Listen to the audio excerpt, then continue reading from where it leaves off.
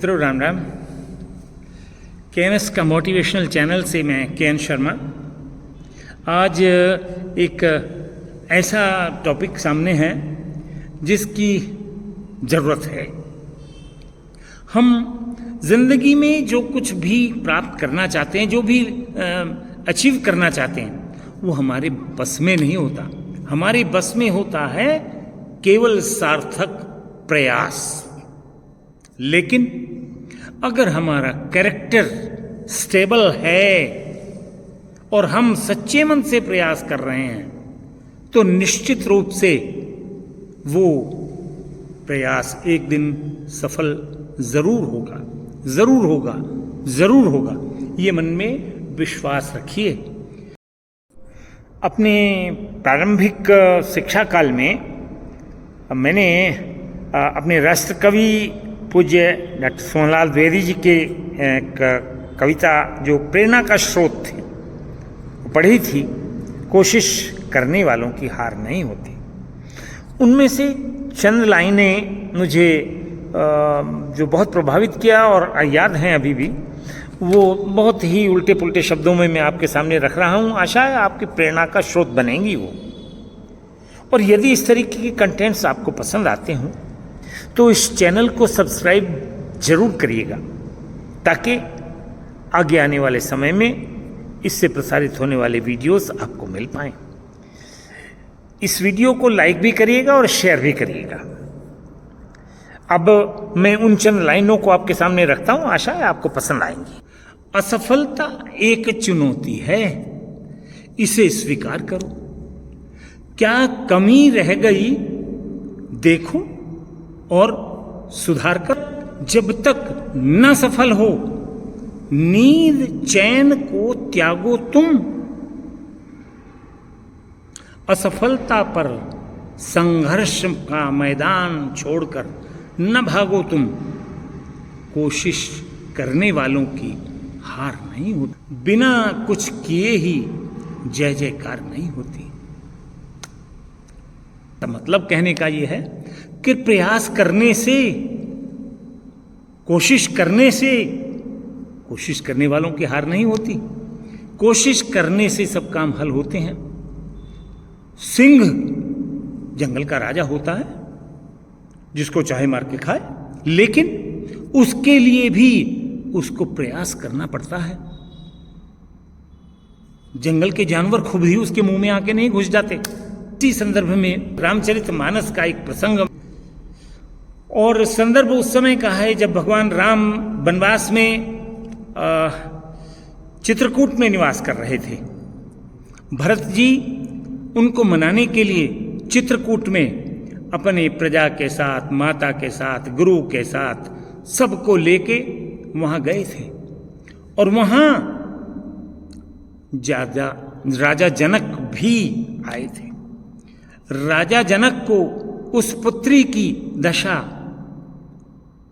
बलकल वस्त्र पहने वनवासियों के वेश में, सोचो उस पिता के ऊपर क्या गुजरी होगी।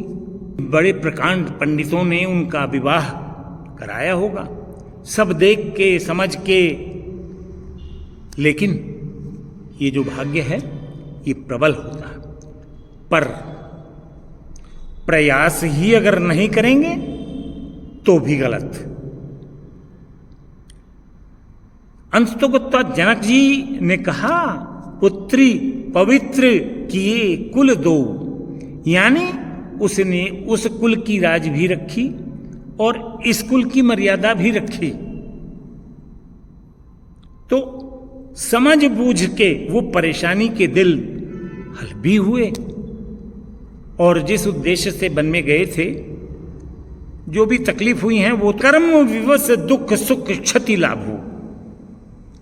निश्चित रूप से हमारे जैसे कर्म हैं वो हमको उन कर्मों का भोग तो भोगना ही पड़ता है। इसके लिए मैंने पहले भी अपना वीडियो दिया हुआ है। कर्मों के भोग भोगने ही पड़ते हैं। यदि आप चाहें तो मैं उसका संदर्भ इसके डिस्क्रिप्शन में दे दूंगा, आप चाहें तो उसको देख लें। इसी संदर्भ में एक और मुझे छोटी सी घटना याद आ गई। एक बहुत अच्छे सेठ ने अपनी पुत्री का विवाह तय किया और उसने उस बच्चे को जिससे उसकी शादी हुई थी बड़े अच्छे पद पर था, सारा सामान शादी का जो भी उसकी दे सकता था वो सब दिया, कोई चीज की कमी नहीं रखी। लेकिन परमात्मा का विधान देखिए और उसके कर्मों ने जो उसके साथ छल किया वो देखिए कि उस लड़के की कुछ समय उपरांत ही मृत्यु हो गई और जब उसकी मृत्यु हो गई तो सब पूरा परिवार दुखी। और दुख सुख में ये तो हमारे आमतौर से भारतवर्ष में ये रिवाज है कि भाई दुख तकलीफ में सब जाते ही हैं। अब सोचिए कि उस पिता की क्या दशा हुई होगी। उस समय उस पिता का अंतर्मन जो भी रहा हो, उसने कहा जब ये मेरी पुत्री इसके साथ सती होगी, ऐसा ही विधान था उस समय, तो इसके जो कब्र बनेगी उस पर लिख देना मेरी तरफ से, दिया जो कुछ भी दे सकते थे इसे, उम्मीदें ना मुरादी में, कफन देना ही भूले थे फकत सामान शादी में। अर्थात हमने वो सब इसको दिया था जो एक शादी में एक गृहस्थ को जरूरत पड़ती थी, लेकिन आज ये किस तरह से पड़ी है, हम कफन देना ही भूल गए थे इसको। इसी तरीके से जनक जी की भी कल्पना करिए, उन्होंने जिस शानो शौकत से राजा थे विवाह किया होगा, लेकिन उन बलकल वस्त्रों को देखकर उनके मन पर क्या गुजरी होगी कि ये सामान्य शादी में मैंने ये बलकल वस्त्र नहीं दिए थे इसको, जबकि वो बलकल वस्त्र अत्रि मुनि की पत्नी ने उनको दिए हुए थे और वो ऐसे वस्त्र थे जो कभी वनवास में मैले भी नहीं होते थे। ये सब कर्मों का भोग है, प्रयास करते रहिए, निराश होने की बिल्कुल आवश्यकता नहीं होती है। संकट सब पर आता है और संकट से बाहर वही निकलता है जो प्रयास करता है। मेरा एक यही सुझाव होगा, यदि किसी समय जीवन में ऐसा लगे कि हम पर संकट है, उस परमात्मा को याद करके अपना धैर्य रखें और माता पिता इस संसार के सबसे बड़े देव होते हैं। यदि हों तो उनसे राय लीजिए, उनसे मशवरा करिए। और मित्र भी बहुत अच्छे होने चाहिए। आजकल मित्र भी स्वार्थ के हैं, पहचानिए सब और तब इस तरफ पढ़िए। गुण और अवगुण सब में होते हैं, स्वार्थ सब में होता है। उस स्वार्थ को पहचानिए, उन गुणों को पहचानिए। दोष सब में होते हैं, उन दोषों को देखिए, एवेल्युएट करिए और तभी उससे मित्रता आगे बढ़ाइए। कहा गया है, जेन मित्र दुख हो ही दुखारी, तिनहि बिलोकत पातक भारी। और मित्र कैसा हो?